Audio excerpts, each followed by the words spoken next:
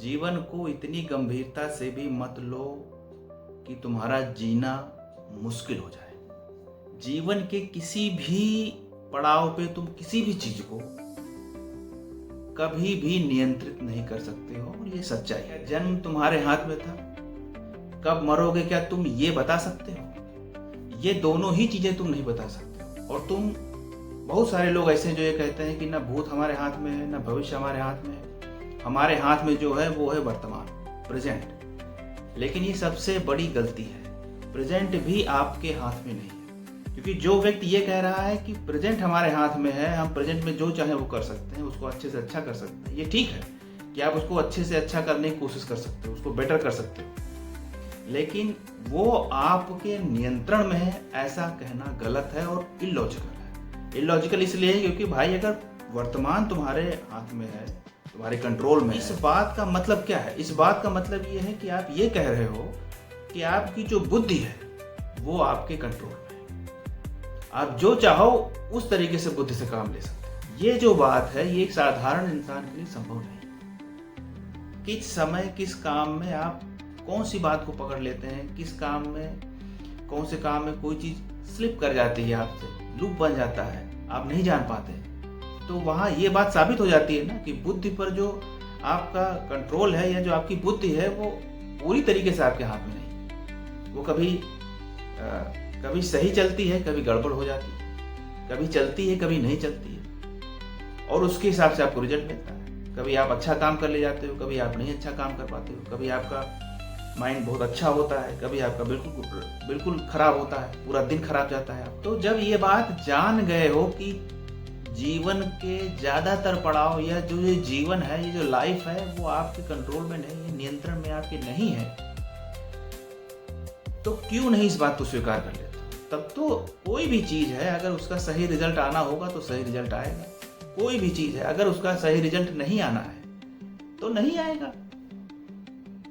ये जो धारणा है, ये जो बुद्धि है, ये तो तुम्हें पूरी तरीके से स्वतंत्र कर दे रही है। गिरता है ये आपको समय के साथ साथ इतना ज्यादा रफ बना देती है, इतना ज्यादा नीरस बना देती है कि फिर लाइफ को जीने का जो पर्पस है वो आप कहीं ना कहीं खो देते हैं, वो नहीं मिल रहा है। ये दुनिया का सिद्धांत है कि हर किसी को हर एक चीज नहीं मिल सकती है, कुछ ना कुछ, कहीं ना कहीं कोई ना कोई कमी रहती ही रहती है।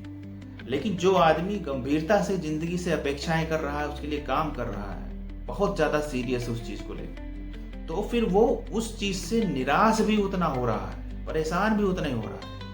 इतनी ज्यादा निरस्ता अगर रखोगे, इतना सीरियस रहोगे हर एक बात को लेके, हर एक काम को लेके, तो ये निरस्ता तुम्हें कठोर कर देगी, ये तुम्हें परेशान कर लेगी। और तुम्हें ही नहीं, तुम जहां रह रहे हो वहां का पूरा एनवायरमेंट नेगेटिव हो जाएगा तुमको लेके।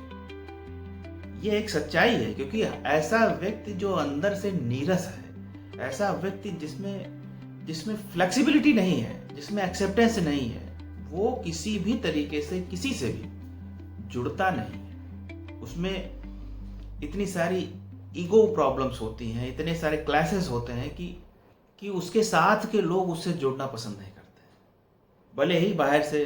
और कारण उसका सिर्फ इतना ही है कि आप इस लाइफ को, इस जीवन को, और इस जीवन में जो भी कुछ हो रहा है उसको आपने बहुत गंभीरता से ले रखा है, आपने उससे बहुत अपेक्षाएं बांध रखी। आप ये मानते हो कि आप पूरी तरीके से किसी भी काम के, किसी भी मोमेंट के, या किसी भी विचार या किसी भी काम के पूरी तरह से ऑनर है, पूरी तरह से निर्णायक है।